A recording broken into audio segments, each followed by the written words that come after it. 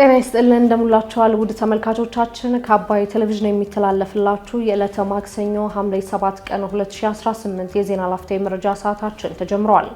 ነገ የሚጀምረው ሀገራዊ ምክክር ፍቱን የፖለቲካ መድረክ ብቻ ሳይሆን የኛንና የመጪውን ትውልድ ዕጣ ፈንታ የሚወስን ነው ሲሉ ጠቅላይ ሚኒስትር አብይ አህመድ መግለጻቸውን ፍትህ ለትግራይ ወጣቶች በሚል መሪ ቃል በአዲስ አበባ የሚኖሩ የትግራይ ተወላጆች ሰላማዊ ሰልፍ ሊያካሂዱ መሆኑን እንዲሁም የአዲስ አበባ እሳትና አደጋ ስራ አመራር ኮሚሽን በከተማው አደጋ ሊያስከትሉ የሚችሉ 238 ቦታዎች በጥናት መለየታቸውን መግለጹን ጨምሮ ሌሎች መረጃዎችን ይዘናል። ከዜናዎቹ ጋር ራቢያ ከድር አብራችሁ ቆይታ አደርጋለሁ።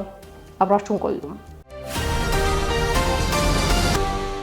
ነገ የሚጀምረው ሀገራዊ ምክክር ፍቱን የፖለቲካ መድረክ ብቻ ሳይሆን የእኛንና የመጪውን ትውልድ ዕጣ ፈንታ የሚወስን ነው ሲሉ ጠቅላይ ሚኒስትር አብይ አህመድ ገለጹ።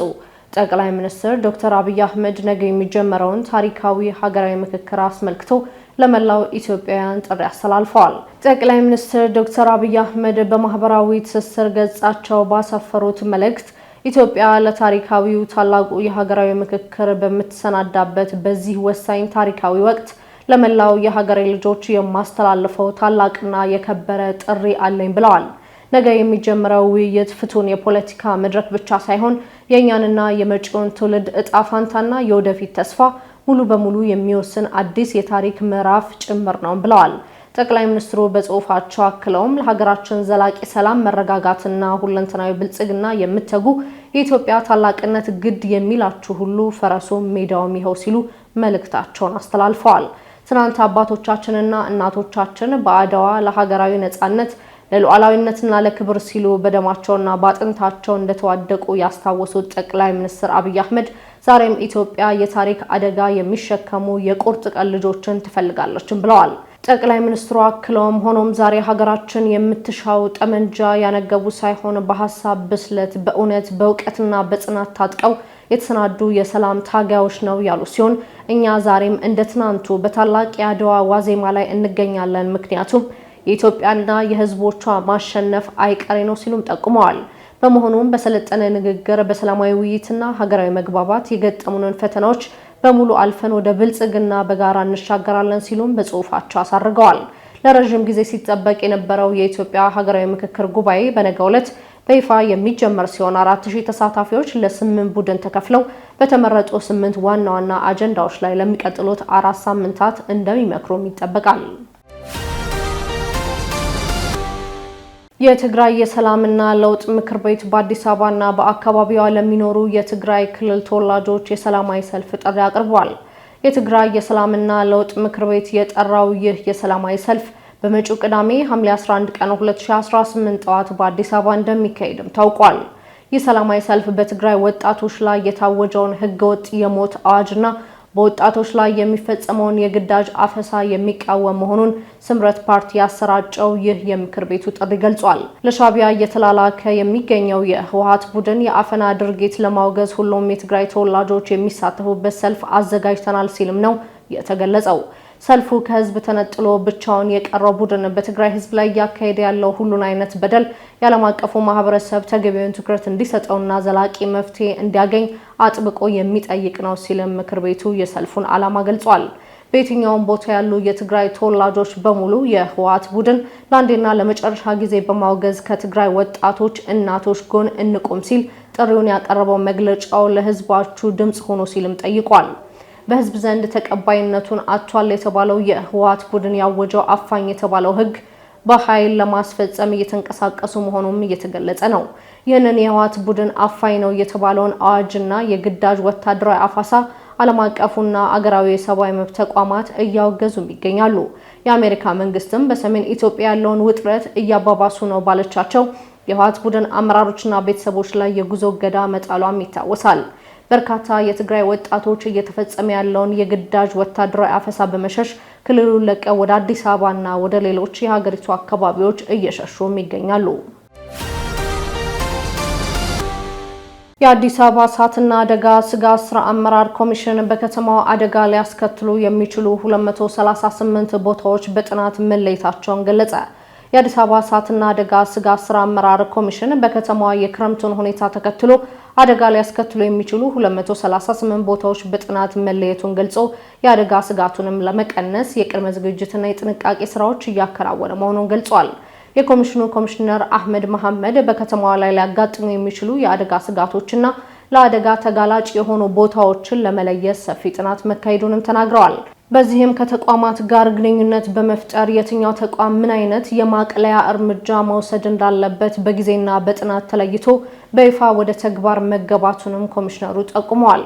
ኮሚሽነር አህመድ በተለይ ከጎርፍና ከመሬት መንሸራተት አደጋ ጋር ተያይዞ ድልድዮችን የመስራት የውሃ መፍሰሻ ቦዮችን የማጽዳትና ህብረተሰቡ የአካባቢውን ንጽህና እንዲጠብቅ የማድረግ ስራዎች እየተከናወኑ ይገኛሉ ብለዋል።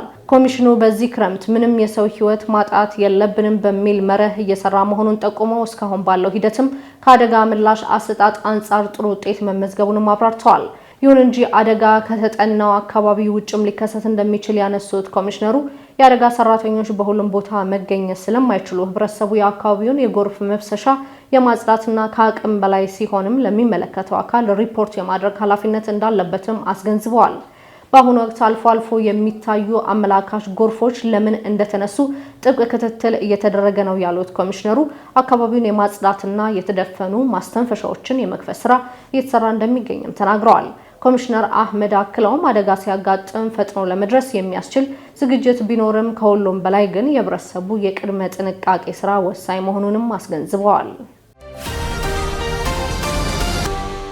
ኢራን በዮርዳኖስ የሚገኘውን የአሜሪካ የጦር ሰፈር መምታቷን ስትገልጽ የአሜሪካ ጦር በበኩሉ የኢራን ኢላማዎች ላይ ያደረገውን የ5 ሰዓታት ጥቃት ማጠናቀቁን ገለጸ። ኢራን በፈጸመችው የባላስቲክ ሚሳይል ጥቃት የአሜሪካን የአየር ኃይል ሰፈር መደብደቧ ነው ያሳወቀችው። ዮርዳኖስ በበኩሏ ወደ አየር ክልሏ የገቡ 4 ሚሳይሎችን መታ መጣሏንም ገልጻለች።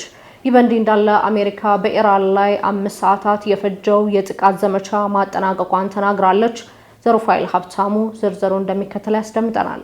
የኢራን አብዮታዊ ዘብ እንዳስታወቀው በዛሬ ማክሰኞ ዕለት በዮርዳኖስ ውስጥ በሚገኘው የአሜሪካ የአየር ኃይል ሰፈር ላይ የባላስቲክ ሚሳይል ጥቃትም ተፈጽሟል። በተመሳሳይ ወቅት የኢራን ባለስልጣናት ዮርዳኖሳውያን በሀገራቸው የሚገኙ የአሜሪካ መሰረቶችን እንዲያፈርሱ ጥሪ አቅርበዋል። የኢራን አብዮታዊ ዘብ በፋርስ የዜና ወኪል አማካኝነት በወጣው መግለጫ ከሀገራችሁ ጋር ጠላትነት እንደሌለም ብቻ ሳይሆን ለፍልስጤም ህዝብ ስቃይና ጭቆና ከማናቸውም ህዝብ በበለጠ የሚረዱትን እናንተ የተከበሩ ህዝቦችን እንወዳቸዋለን ብሏል። ዮርዳኖስ ጦር ኃይሎች በበኩሉ ከኢራን ግዛት ተነስተው ወደ ዮርዳኖስ የአየር ክልል የገቡ 4 ሚሳኤሎችን መተው መጣላቸውን የአገሪቱ የመንግስት ዜና ወኪል ዘግቧል። ይህ በእንዲህ እንዳለ የአሜሪካ ኃይሎች በፕሬዝዳንት ዶናልድ ትራምፕ መመሪያ መሰረት ቀደም ሲል የጀመሩትን በኢራን ላይ የከፈቱትን ጥቃት ዘመቻ ማጠናቀዋል። 5 ሰዓት የፈጀው የአሜሪካ ጥቃት ኢራን ላይ ሲካሄድ ለሶስተኛ ተከታታይ ሌሊት የዘለቀ ሲሆን ትራምፕ የኢራን የባህር ማጓጓዣ መስመር በመዝጋትና የሆርሙዝ የባህር ወሽመጥን ለመጠበቅ የ20% ክፍያ ለመጠበቅ ማቅደዋል። የኢራን ሚዲያ በተለያዩ ከተሞች ጥቃት መድረሱንና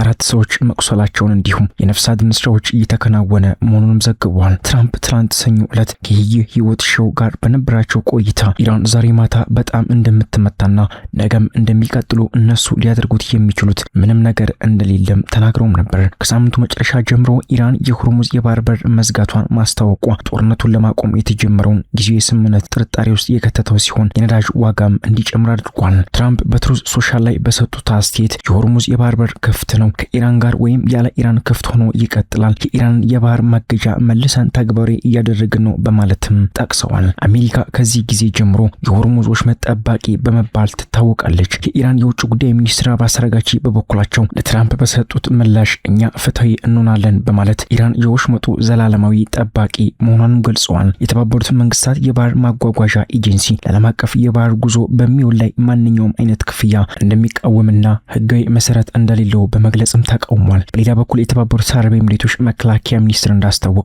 የኢራን ክሩዝ ሚሳኤሎች በኦማን ግዛት ውስጥ በወሽመጡ ደቡባዊ መስመር ሲጓዙ የነበሩ 2 የኤሚሬትስ የነዳጅ መርከቦችን መተዋል። የኢራን አብዮታዊ ዘብ 2 የሚተላለፉ ግዙፍ የነዳጅ መርከቦችን እንደመታና እንዳቆመ የገለጸ ሲሆን መርከቦቹ ማስጠንቀቂያዎችን ችላ በማለታቸውና የአሰሳ ስርዓቶቻቸውን በማጥፋታቸው እርምጃ እንደወሰደም አስታውቋል። የአሜሪካ የባህር ኃይል የሚመራው የጋራ የባህር ላይ መረጃ ማዕከል እንዳስታወቀው የኢራን የባህር ማገጃ ተግባራዊ የሚሆን ሲሆን የኢራን የባህር ጠረፍ ወደቦችና የነዳጅ ተርሚናሎች በሙሉ ያካትታል። እርምጃው ወደ ኢራን ካልሆነ መዳረሻዎች የሚደረጉ የንግድ ጉዞዎችን እንደሚያስተጓጉልና የሰብአዊ እርዳታ ጭነቶች በምርመራ እንዲገቡ እንደሚፈቅድ ማስታወቋል። የካቲት 21 ቀን አሜሪካና እስራኤል ኢራን ላይ ጥቃት መፈጸማቸውን ተከትሎ የተጀመረው ግጭት በሺዎች የሚቆጠሩ የሰዎችን ሕይወትም ቀጥፏል።